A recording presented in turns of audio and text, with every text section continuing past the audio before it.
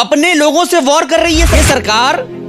अपने देश को तो चीन से बचा नहीं पा रही है। ये है कि ये जो क्रोनी कैपिटलिस्ट हैं, जिन लोगों ने इनको फंडिंग किया है हमेशा से, इनको रिटर्न बैक करना चाहते हैं, चाहे उसके लिए देश बेच दे, किसान आत्महत्या कर दे, किसान का कत्ल हो जाए, किसान बर्बाद हो जाए, मजदूर बर्बाद हो जाए, गरीब लोग बर्बाद हो जाए, देश तबाह हो जाए, उनको कोई फर्क नहीं पड़ता। बंगाल में इलेक्शन होने वाला है, मुंह तोड़ जवाब दिया जाएगा इनको। इमरजेंसी की बात करते हैं, ये गवर्नर है, शर्म आता है इन्हें गवर्नर कह के। ये एक्चुअली बीजेपी के ये स्पोक्स पर्सन बनकर आए हैं बंगाल। तो नाथुराम गोडसे के औलाद हैं, जिन्होंने फादर ऑफ द नेशन का कत्ल। झंडा को ऊंचा करना नहीं है इनका मकसद, है भगवा झंडा को लहराना। इसलिए इनको कोई फर्क ही नहीं पड़ता कि ग्रीन ऊपर रहे या सैफरन ऊपर रहे, ये जो चाहे वो कर दे।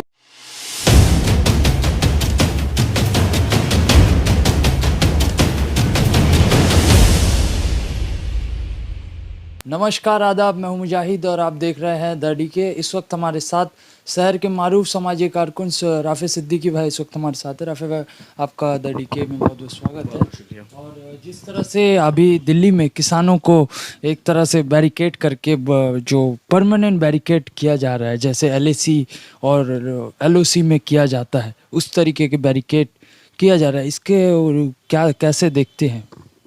आज का वॉशिंगटन पोस्ट का एक हेडलाइंस है, opinion, India is at war with itself and even Rihanna is noticing.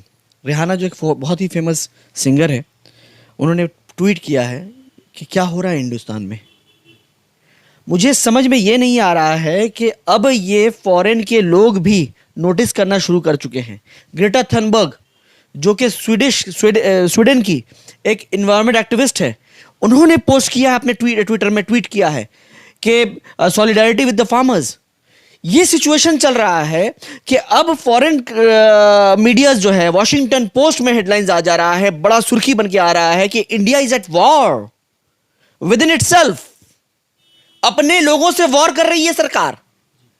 ये सरकार अपने देश को तो चीन से बचा नहीं पा रही है, और अपने ही लोगों से, और वो भी किससे?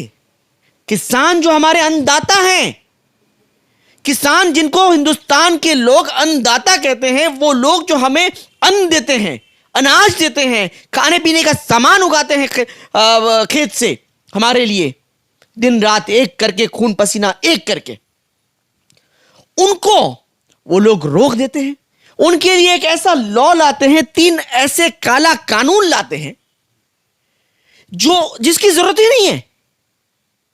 मुझे किसी चीज की जरूरत नहीं और मुझे थोप दिया जाए तो मैं क्या करूंगा? किसान को जिस चीज की जरूरत नहीं है, आप उन पर थोपने की कोशिश कर रहे हैं। क्यों? वजह क्या है? वजह यह है कि ये जो क्रोनी कैपिटलिस्ट हैं, जिन लोगों ने इनको फंडिंग किया है हमेशा से, ये इनको रिटर्न बैक करना चाहते हैं, चाहे उसके लिए देश बेच दे, किसान आत्महत्या कर दे, किसान का कत्ल हो जाए, किसान बर्बाद हो जाए, मजदूर बर्बाद हो जाए, गरीब लोग बर्बाद हो जाए, देश तबाह हो जाए, उनको कोई फर्क नहीं पड़ता। उनको कोई फर्क नहीं पड़ता। उनको फर्क पड़ता है तो अपने बॉसेस के पेट और उनके पॉकेट्स को भरने से। बस ये चाहते हैं कि उनके पॉकेट्स को किसी तरह भी भरा जाए। अभी जो बजट आया है, आपने देखा है, एक अद्भुत दौर से पूरा देश गुजरा है, पूरा दुनिया गुजरा है। लोगों की नौकरियां चले गई हैं, लोगों के पास काम काज नहीं है, कारोबार ठप हो गया है, मगर इनको जो है यही मतलब है प्राइवेटाइजेशन करने से। बजट में भी प्राइवेटाइजेशन की बात करते हैं। ये कोई नई चीज नहीं लाते हैं कि जो परेशान हैं उनके लिए कुछ रिलीफ दें। इतना वाहियात बजट अपनी जिंदगी में पूरे हिंदुस्तान ने नहीं देखा। क्या करना चाहते हैं ये लोग? देश को टुकड़े टुकड़े में बांटना चाहते हैं। किसान जो प्रोटेस्ट कर रहे हैं, उनके प्रोटेस्ट जहां पे कर रहे हैं बॉर्डर में, वहां पे उनका जो है पानी और टॉयलेट जाने का जो है मामला खत्म कर देते हैं। अभी तक 60-70 लोग मर चुके हैं। बूढ़े हैं, जवान हैं, औरतें हैं, बच्चे हैं, कड़ाके की सर्द पड़ी हुई है, 1 डिग्री सेंटीग्रेड उस पर पड़े हुए हैं वो लोग। इनको नजर नहीं आता। इनके घर पे इनके बाप नहीं है, इनके घर पे बच्चे नहीं हैं, औरतें नहीं हैं, इनको दिल में इनका नरमियत नहीं है, इनके अंदर दिल है या नहीं है? पत्थर लोग हैं, पत्थर दिल लोग हैं ये लोग। प्रधानमंत्री कह रहे हैं कि हम किसानों से एक कॉल दूर। कोई दूर नहीं। आप ये बताएं किसान इतने दिनों से वहां बैठे हुए हैं, 2 महीने से ज्यादा हो गए हैं। आखिर क्या वजह है कि ये अपनी गलती नहीं मानते? एरोगेंस है, एरोगेंस।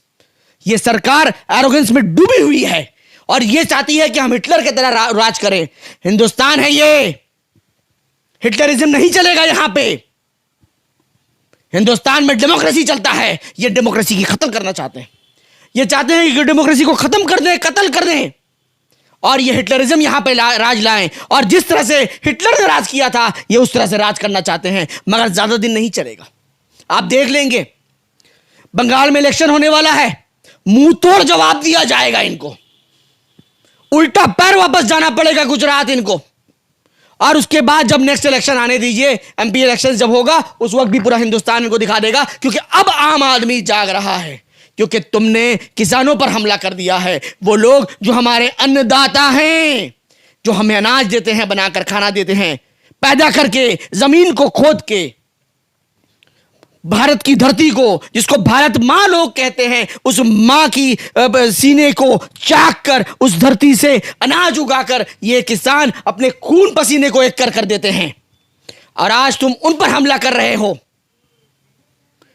पेट्रोल का दाम आपने देखा कहां चला गया? 100 रुपए तक पेट्रोल कुछ स्टेट्स में चले गए हैं। और ऊपर से ये बजट में 4 रुपए का सेस ला देते हैं उसमें। इनको समझ में नहीं आता। और कह रहे थे जब ये लोग 2014 में जब ये प्रचार करते थे कि हम 45 रुपए या 40 रुपए में पेट्रोल कर देंगे, उस वक्त क्रूड ऑयल का दाम बहुत ज्यादा था, कई डॉलर्स बैरल थे। और आज जब क्रूड ऑयल का दाम बहुत कम है, उससे आधा है, और ये दाम बढ़ाते चले जा रहे हैं, दिन ब दिन रोज हर रोज बढ़ता चला जा रहा है। उस पर से सेस ऐड कर दिया। और कुछ नहीं तो आप जो है बैंक्स को प्राइवेटाइजेशन करने की बात कर रहे हैं, आप एलआईसी को प्राइवेटाइजेशन करने की बात कर रहे हैं, आप पूरे सरकारी जितनी संपत्ति है उसको बेच देना चाहते हैं, खत्म कर देना चाहते हैं, ताकि सरकार के पास कुछ नहीं रहे। आखिर देश आप कैसे चलाएंगे इस तरह से? क्या यही क्रोनिक कैपिटलिस्ट आपको देश चला के देंगे?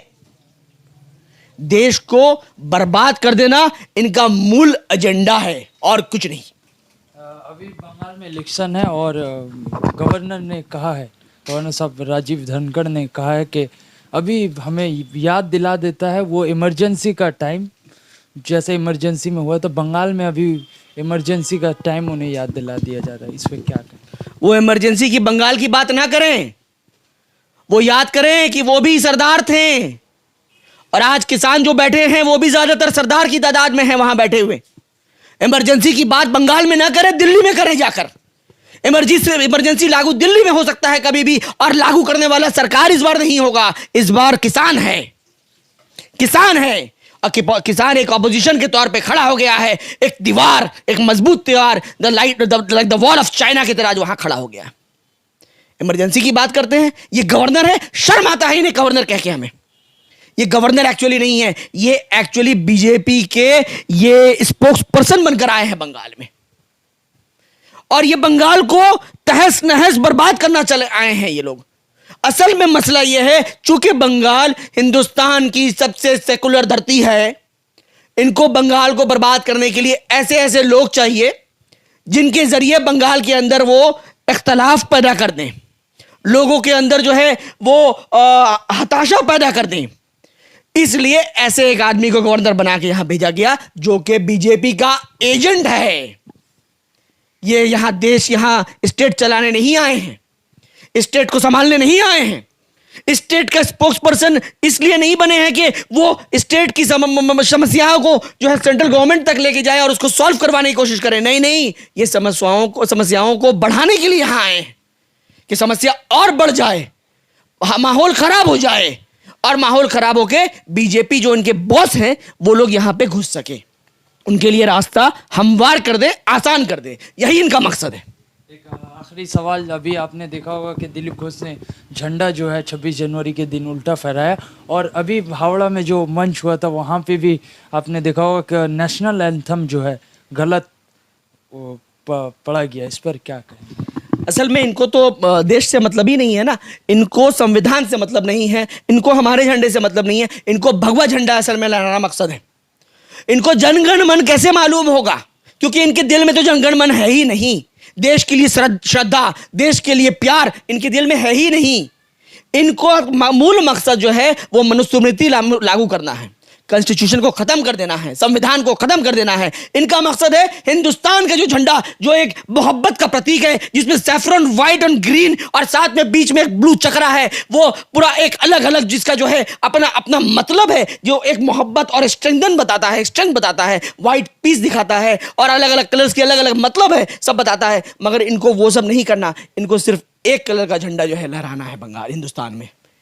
तो इनको मालूम क्या कि सब कौन सा कलर ऊपर रहेगा कौन सा कलर नीचे रहेगा, उससे उनको मतलब ही नहीं है।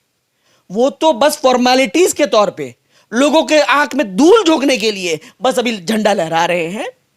आपको मालूम होना चाहिए कि नागपुर में जो आरएसएस का जो हेडक्वार्टर है, वहां कभी भी हिंदुस्तान का झंडा जो है लहराया नहीं जाता, क्योंकि उनको वो उस झंडे से नफरत है। ये तो नाथुराम गोडसे के औलाद हैं जिन्होंने फादर ऑफ द नेशन का कत्ल किया।